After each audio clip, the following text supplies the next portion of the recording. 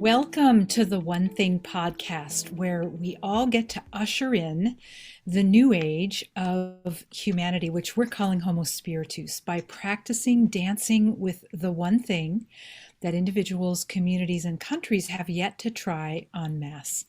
And that one thing is the connection to the higher self part of us, which is our true anatomy. And people call this by a variety of different names: spirit, source, the divine, love, nature, electronic energy, life force. It doesn't really matter, but it does matter that you call it something that resonates for you.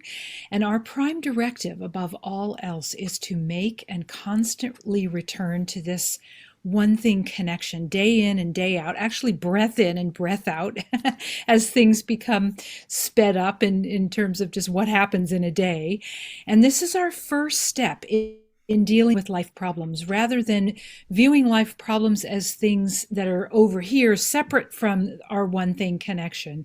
We're calling the conversation to stay connected to the one thing, and then from there we make our decisions and solve our problems. So in this episode, we're going to talk about the difference between trying to fix the illusion, which is basically humanity's original wound, which is separation from the one thing, if you will, and living into the divine plan. We're just going to call it the divine plan, which is what could happen en masse if more of us than not were connected to the one thing. What solutions could come from that? What new systems could we create? What patterns and ways of living that that has never been in recorded history. So, we have to we have to be able to connect into this intelligence in order to draw from it, instead of drawing from recorded history, which has served to be not necessarily our best, having our best options. I don't know how else to say that, honey. You might want to say it a different way, but I will say that one of my favorite beings is Buckminster Fuller. His life was used very unusually for his time, probably even for today's time too. And one of his quotes was, "To change something, we must build a new model that makes the existing model obsolete." So that's part of this conversation. We know a lot of things need to be made obsolete, but in order for that to just be, we have to build new models. And we're saying that that's most probable with connection to the one thing. Indeed. Well said. And for those of you who are new to tuning into our podcasts, the way that we ordinarily do episodes is that we have some introductory comments toward the beginning to kind of frame the subject, and then we plunge into the heart of what we want to say about that subject. And then we wrap it up by offering some takeaways for you to apply the material into your life. And then we give you a little preview of what we're going to talk about in the next episode. So that's what's coming up. And so in terms of that framing, before we plunge into all of what we want to share with you, first framing piece is that from our point of view, the illusion, which is the illusion that it's possible to be separated from the one thing, that's the fundamental illusion, that it's to try to fix worldly problems stuck in that illusion makes those worldly problems unfixable.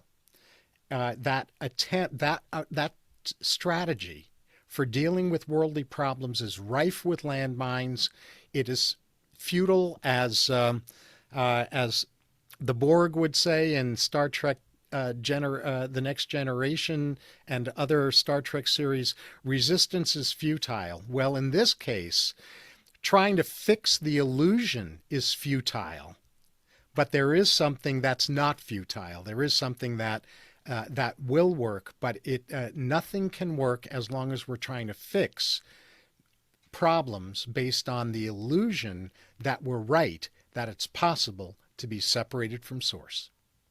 Yeah, beautiful. And that's kind of the point about in our recorded history, what we remember in our DNA, what we've carried through in our lineages is mostly the illusion. And so what was I going to say here? Oh, I see. Okay, so living into the divine plan, which is what I mentioned just a moment ago, it really requires, first of all, for the regular practice of connecting to the one thing, whatever you're calling that, literally in the midst of chaos, in good times, in bad times, when you're talking to your teenager, when you're checking out at the grocery store, when you're folding your laundry, everywhere you go, if you can be in this presence practice of connecting to the one thing, then what we have access to is a humility and being at peace with not knowing what needs to happen. Like we are not going to get this laid out plan in a vision, right? Like everybody has their puzzle piece. The source of all life, which is so intelligent, if we would follow that prompting, we would all be able to unfold what we're calling the divine plan, which is an existence for humanity beyond the illusion. We would be able to follow that with clarity. Yeah, yeah. And actually, you took some of the words right out of my mouth. Uh, Uh-oh. no, it's perfect. Uh, it's a funny paradox because a mind that needs to know is not living into the divine plan. The paradox is that the knowing comes, but the knowing comes after the need to not know. As long as I think I know, my mind is closed to seeing in any kind of expanded way. So the the starting place for getting free of the temptation to fix the illusion is stepping into needing to not know, so that an openness emerges inside. That attachment to the need to know is an attachment to an illusion of safety. That attachment to needing to know is because we have mislearned where our safety lies. Our safety doesn't lie in knowing. Ironically, our safety lies in opening up to not knowing, so that something wiser and more loving can emerge into our consciousness. Yeah, beautiful.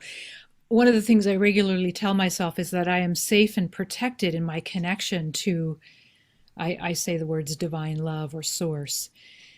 There's no other place that our protection comes from, but our human mind would have us believe otherwise, like David just said. So, how will we know? How do we know? Like, what are some of the things that we can watch for when that we can if we're trying to fix the illusion, and this happens all the time, by the way, and it happens to all of us, so please, give yourself some leeway Grace. and some grace, and yeah, and just notice without judgment, like, oh gosh, I do that there, and oh my god, I do it there too, that kind of thing. So one of the few of the symptoms that you could recognize as trying to fix the illusion might be a sense of tension or feeling stress or anxiety or some sort of a pressure or a contraction. When we're contracted, we're usually not connected. It's when we're connected, there's a sense of openness and spaciousness and lightness of being, and that's a practice. Hmm. Now, part of why we're stressing this notion of illusionary safety, and especially external safety, the notion that only when somebody or something changes out there first can I be okay, is that illusion that my safety lies in someone or something out there changing first is a key component of the opposite version of the next chapter of humanity from Homo spiritus that Laurie and I refer to as Homo machina, the turning humans into machines, and thinking we know better than the one thing, what's loving and wise. And this illusion that our safety depends on something or someone out there changing or doing the thinking for us or providing the solutions to us. that is a formula for enslavement. That's the energy of war, enslavement, and disconnection from nature as well. And that's a big deal. So just to say something again about what we call homo machina, in some circles that's referred to as the transhumanists. So if you've heard that term or you're familiar with that term, just translate that over into homo machina. Hmm. Yeah, beautiful. There's not freedom in Homo Machina. You know, most hearts and souls and minds even want freedom and liberation, and no matter where we live in the world, and so that's why Homo Spiritus is really really important to cultivate. Yes, And and we, oh, go ahead. No, go ahead. just one other thought before you go on to your next thought. I want to also stress that that part of that programming to what in psychology is referred to as an external locus of control.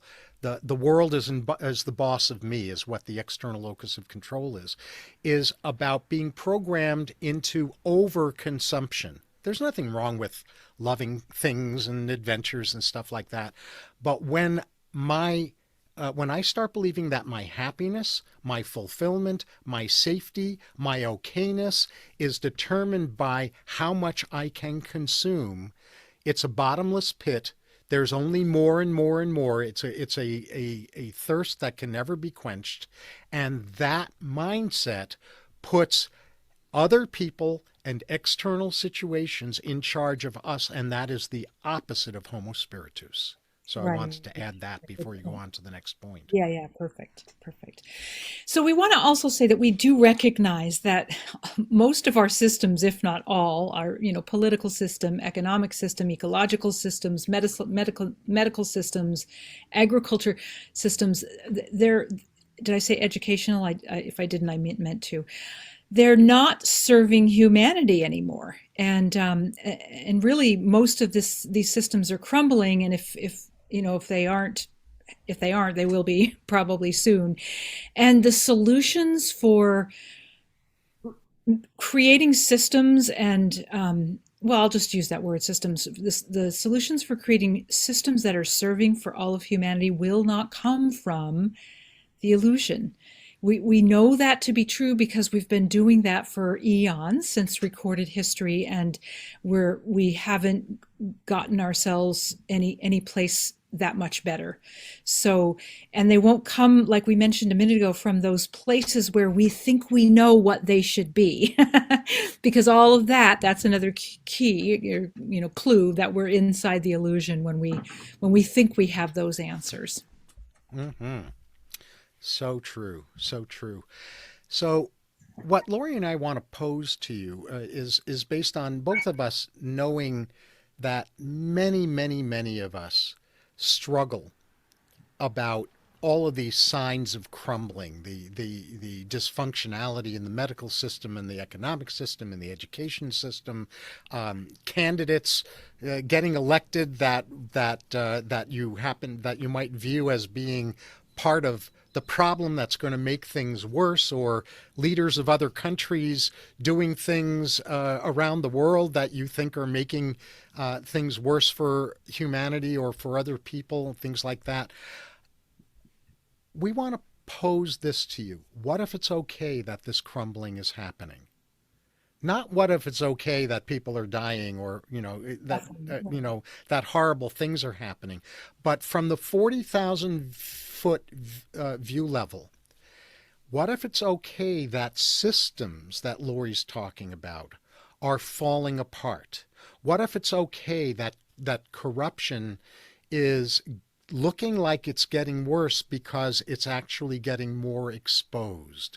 What if it's okay that this is happening, even though a lot of things that are happening while it's crumbling are really not acceptable, and even though people are suffering because of it?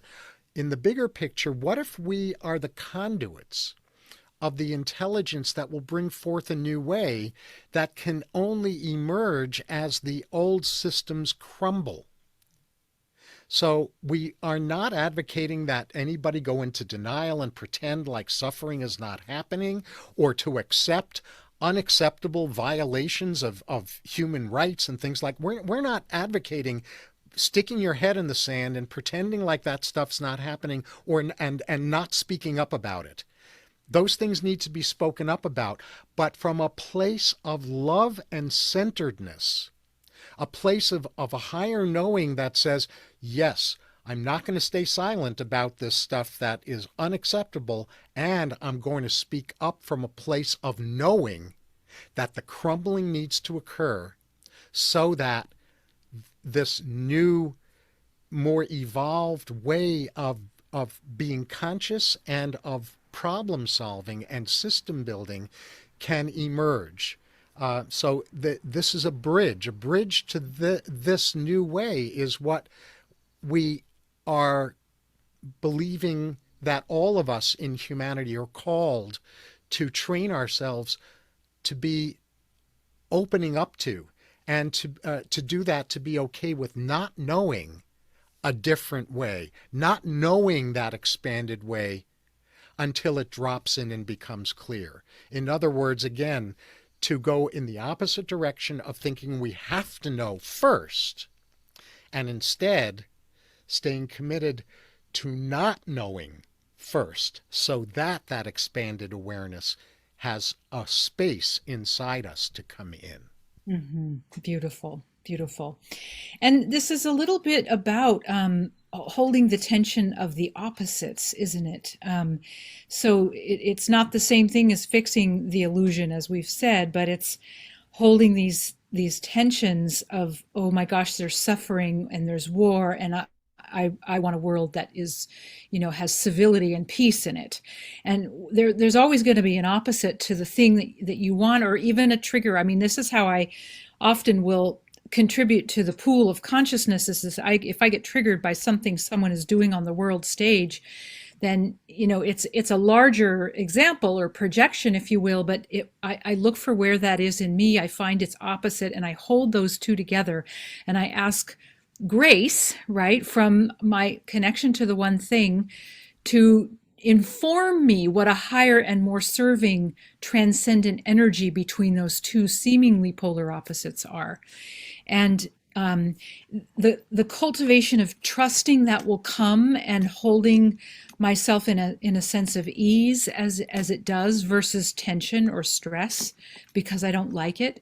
That's not grace. That's the illusion, having me by the tail and swinging me around. And I've been there enough to know that's doesn't really get me anywhere good that I want to go. So, yeah. So this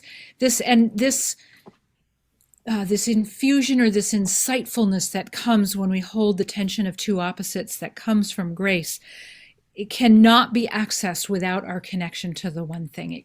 We have to be connected to life in order to receive, the intelligence of life. And if we're not connected and we think we're receiving an answer, it's probably coming from our human mind. So when we're connected to the one thing, when we're holding contrast with grace, and when we're receiving a higher, more wiser energy as a result of those two contrasts, that's literally Homo Spiritus, in action, if you will. Mm-hmm.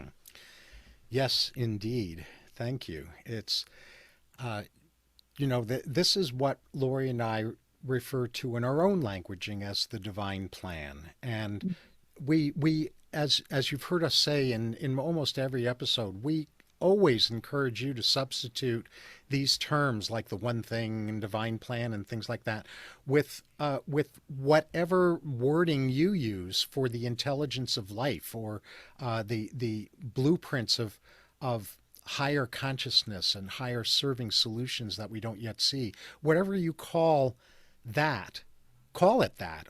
Just know that whatever you call that, that's what we're calling the divine plan.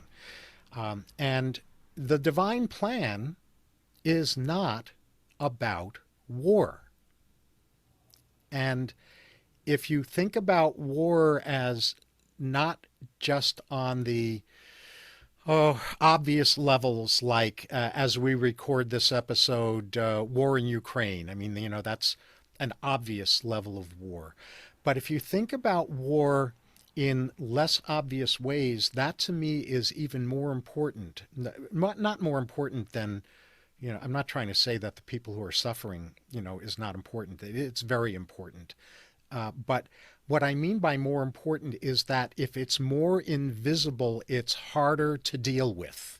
So that's what I'm meaning right now by more important. It's more important that we stay in touch with subtle versions of war. So here's an example of war that takes us away from Homo spiritus. We're at war with bacteria. We're at war against bacteria.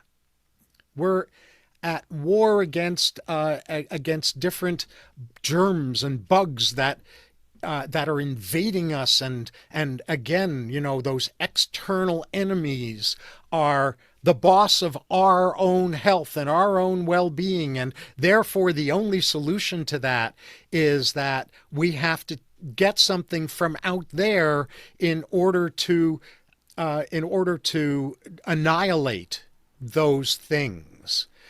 Virus isn't necessarily a dirty word. It's been around with human beings and with all of life for since virtually the beginning of life. It evolved life. Viruses evolved life, as we know. Yes, thank you for saying Yeah. it more precisely. And that's gotten forgotten in the mix.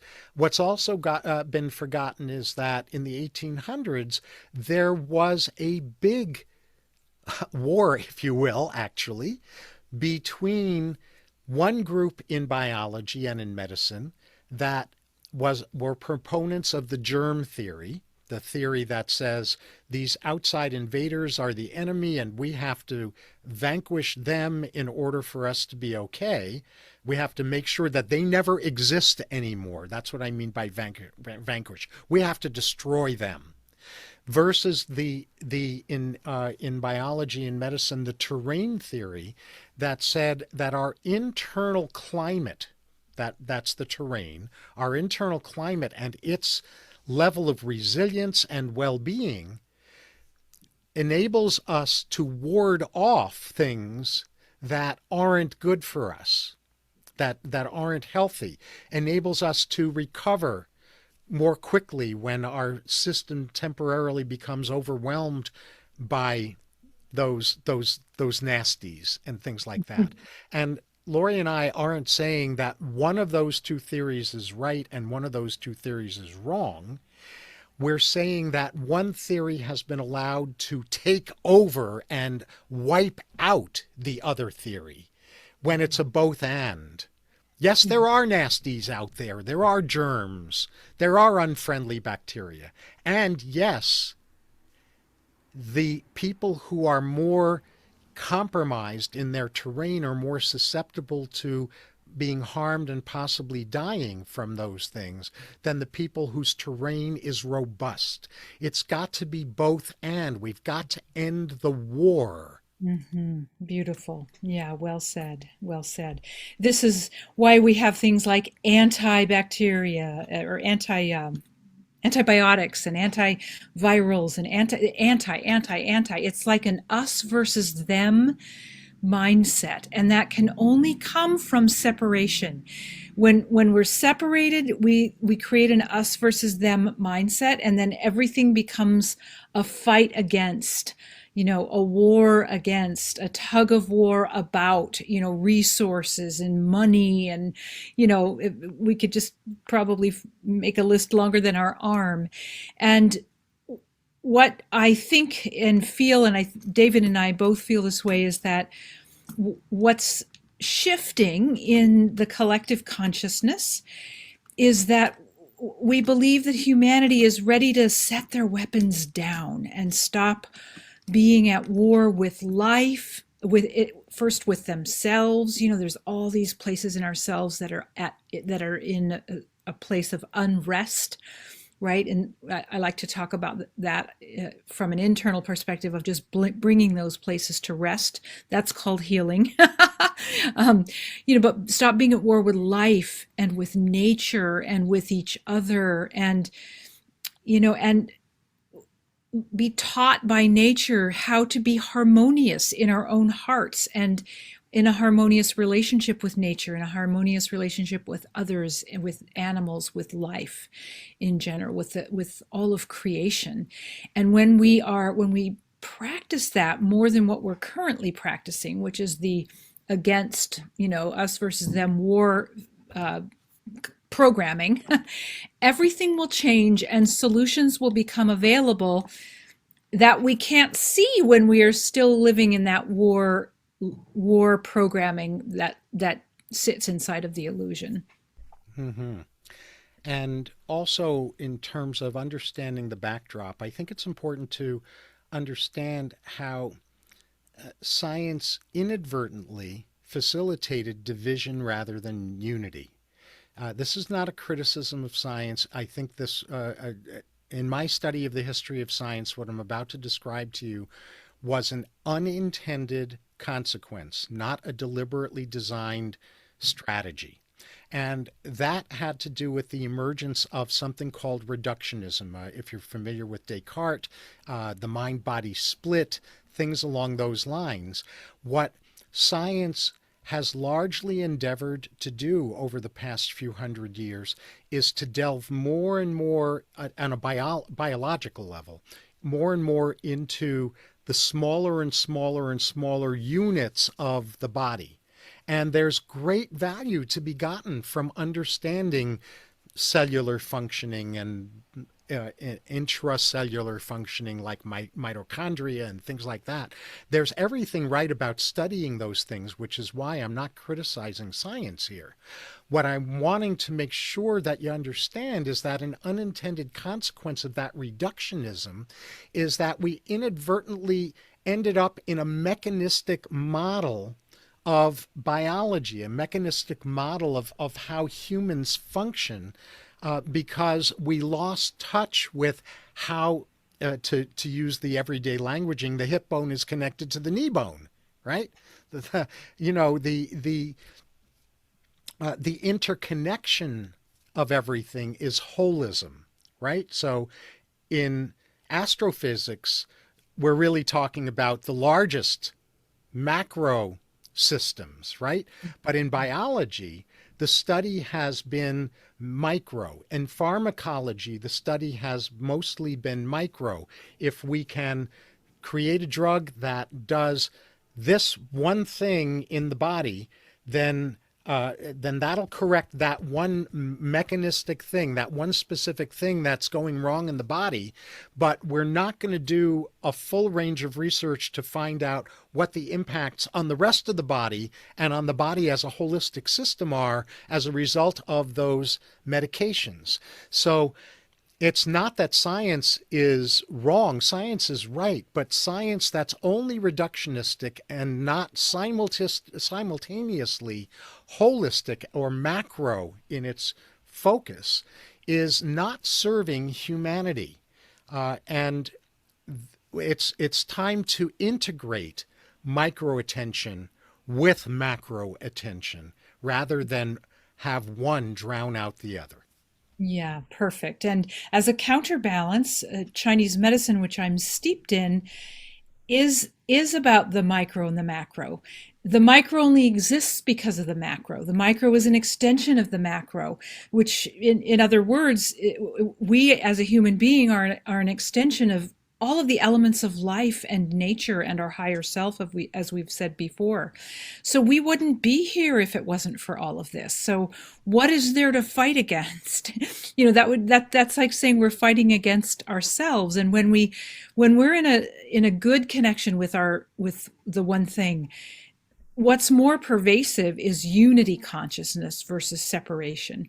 And it's from that unity consciousness that we wouldn't dare frack. We wouldn't dare pour chemicals in our waterways. I mean, those are just two kind of, examples that we hopefully would all agree on. But yeah, it's really important um, to come back to this opposite of division, which we can just call unity. And when we can do that, just that connection alone shows us how to stop resisting and stop fighting and being at war with that which we do not like, including something that another person does. And Hmm. that is a practice, obviously. Oh, without a doubt. And part of that practice has to do with us taking responsibility for the fact that the divine starts within us. It's not out there somewhere. A lot of the religious education that has existed on the planet, especially in the Western world, for a long time, has taught lessons about God is out there, or your source of wisdom is through the clergy, or things along those lines, and not as an amplifier of what's in here, but instead of what's in here, right? And so in this next stage of humanity, it's crucial that we fully shift into operating from a knowing that the divine, that the connection with higher wisdom, higher love starts within us, head and heart, connecting head and heart, not keeping head and heart separate, or head, heart, and gut, actually. Um, Unifying, integrating the divine masculine consciousness and the divine feminine consciousness that is in all human beings, in contrast to gender. Um, Internal peace versus a state of internal war. A lot of us are in a state of internal war. How do we know that? Because just a very simple example of that is how many people have toxic inner critics. That part of us that will shame us and blame others no matter what happens. It can always be done better, things along those lines. You can Uh, always justify being at war. There's always justification for the separation. when we have warring parts inside us, um, or when we feel like we're at war with some other part of us, or we feel that we're at war with our inner critic, that is going to get projected outward into the world. That's how outer wars happen. They're out picturings, they're out manifestings, outer manifestations of internal wars that are unrecognized and unresolved. So this this emerging out of this fixing the illusion, if we're going to try to fix war out there without first repairing the war inside, that's trying to fix the illusion. Living into the divine is for sure fixing the war outside, doing that from a place of having fixed the war inside so that the steps we take to fix the wars outside can actually be effective. Yeah, exactly. I mean, there's every one of us on the planet today have warring parts, unresting tug of wars, dualities, is there some kind sometimes called. And that doesn't mean we're bad or wrong. It makes us instruments, and I consider this a sacred duty actually, but it makes us instruments of the transformation of that energy. So there's less and less unrest, more and more peace in me and in anyone I would work with, anyone David would work with, so that there can become a critical mass of more peaceful and less at war beings, so that we don't need to keep out picturing war in a large way. So we're each going to give you an example of how we do it. So is that right? Isn't that what we're doing? Yeah, there's one last soundbite that I want to offer about this that Okay. we had jotted down that I think is juicy enough to Yeah. not leave on the cutting room floor. A human mind in separation, in a separated state, will always be able to justify being at or fighting against outer war. Yes. Right. So, I'll just use a current day example because of what's going on. I look at a person who would invade another country as a bully, for especially if it, if it's seemingly unjustified. I say seemingly because, I'm not actually there. It appears unjustified. So that's like a bully type of a, energy. So I actually did this morning. I looked at myself and I said, okay, so where's the energy in me that can be a bully? You know, and it might, someone might say, yeah, but I'm not the president of a country, or it doesn't matter. If there's a trigger about it, I look at it in me and then I say, what's the opposite of being a bully? Well, it's being, kind of like a victim, the one who's perpetrated upon by the bully. And so I ask for those two seemingly polar opposites of energies, and I hold those in contrast. We talked about that when we first started this episode. Hold those in contrast with as much ease and grace as I can muster in connection with the one thing, and I ask to be shown what a third transcendent energy between those two dueling energies are, and I make sure that I get that, because that's the way to bring the dual energies to rest. If they're not brought to rest, if they're not acknowledged, accepted, seen for a trans, like an alchemy of sorts, like they're coming up so that alchemy can happen inside of us, then they're going to keep coming back. But if they're given their right attention and right healing, requests, then they won't need to come back. And the third transcendent energy that comes from it, I can live myself into, and I would be happy. I'm happy to do that, right? So that's my way of dealing with some of those energies, and I always find where that lives in my body. So wherever the tension is in my body about bully and victim, in this case, I look for where that is in my body so that I can go sit with that energy and make sure that it, that I'm hearing it and I'm accepting it and I'm giving it what it needs. Mm-hmm. And I'm going to because you've done such a wonderful job of giving an internal example, I'm going to give an interpersonal example. In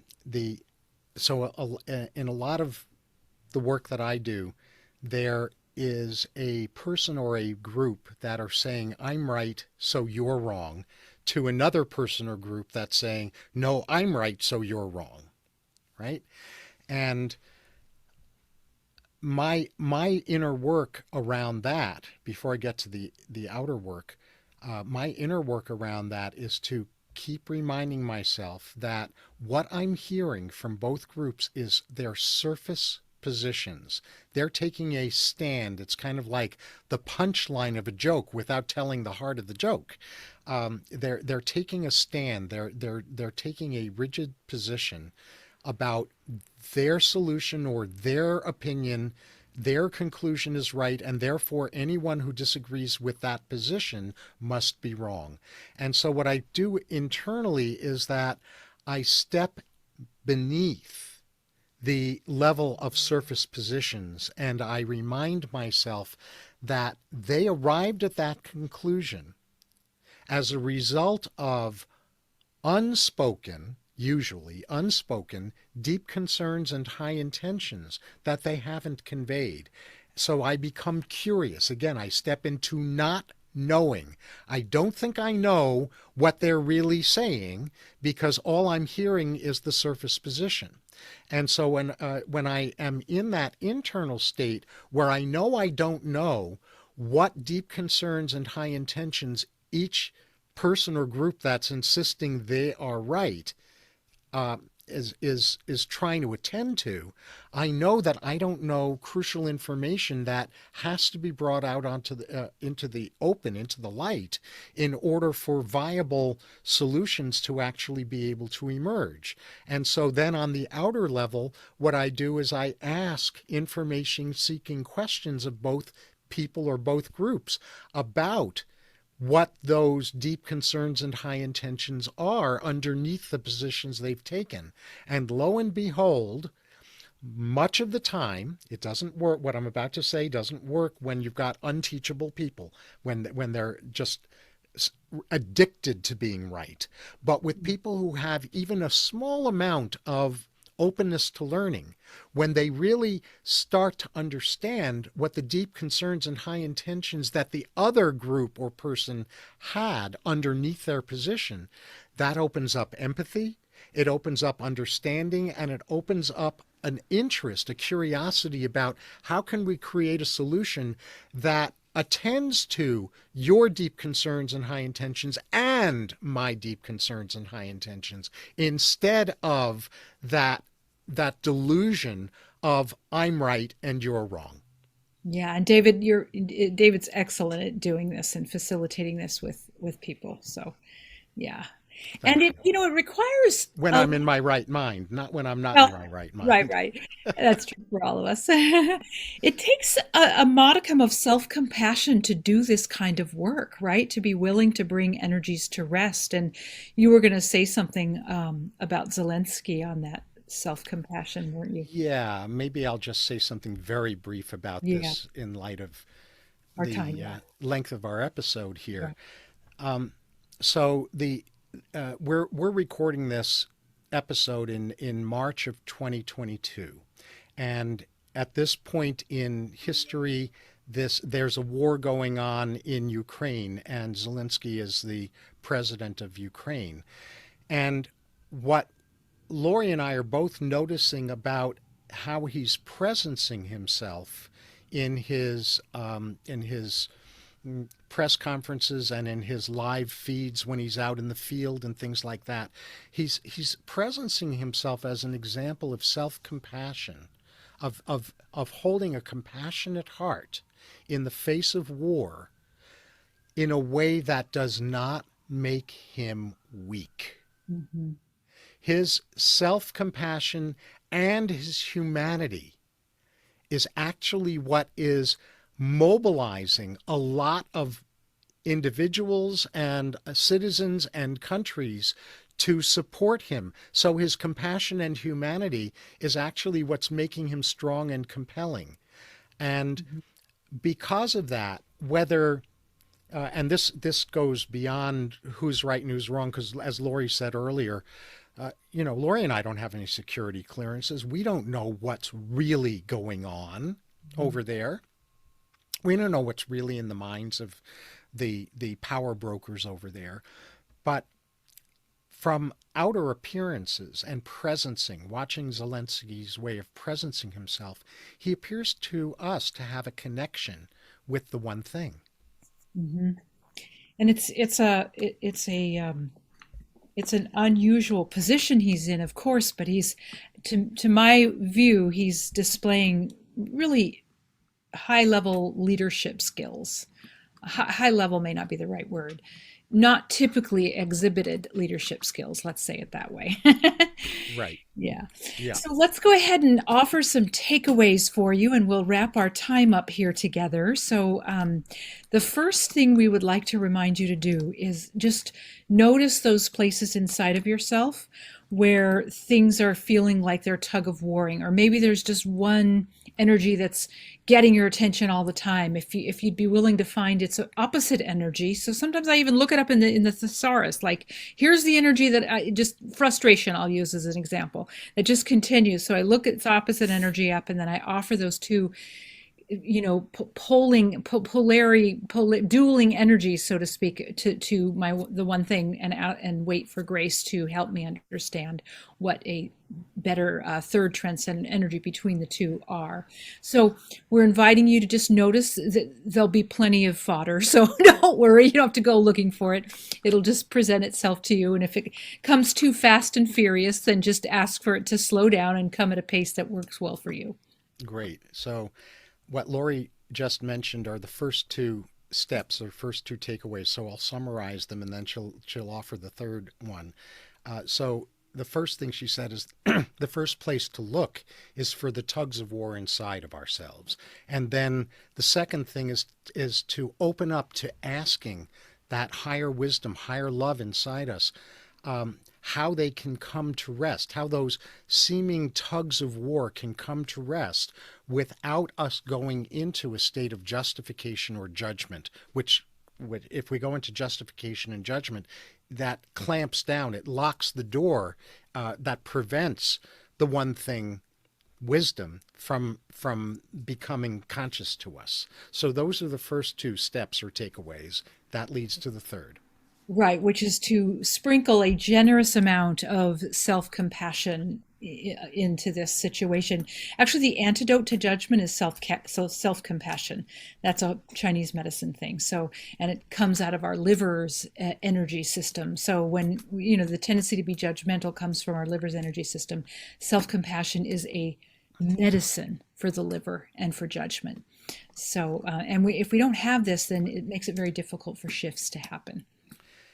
And this seemingly simple practice that we're describing is a real big one, because if you want to go deep, this will go deep. This will go as deep as you want to take it in terms of your internal mending, because we carry this tug of war, we carry this separation consciousness, and we carry the antidote to this deep in ourselves. We've carried separation consciousness deep in our DNA for millennia. Mm-hmm. But that separation consciousness has not wiped out or obliterated the higher wisdom and the higher love that's inside us. It's only temporarily masked it. And now it's time to unmask it on every issue, small and large, internal or external seeming. Perfect. Yeah. So find the place of unrest without judgment. Ask for self-compassion. Connect to your higher self, and then what will emerge? The insights that will drop into your awareness by grace is literally this third transcendent energy that I've mentioned before, and it's a version of wholeness or wisdom or peace, and it comes out of the friction of those two dueling energies, and that's the reason to do this work, because it's very liberating once you feel that, if you haven't already. Mm-hmm. And that liberation ties directly into our next episode. Was there anything else you wanted to say before I? Yep. So our next episode is going to be on spiritual resilience. Why resilience? Why the whole notion of resilience that is getting more and more attention these days remains limited and incomplete and not fully capable of taking us where it can go without the one thing. So there's physiological resilience, there's psychological resilience, and there's spiritual resilience. We're going to be covering in the next episode spiritual resilience. So until next time, remember to dance with your better half, your version of whatever you call the one thing, so you can keep living more and more fully as Homo Spiritus.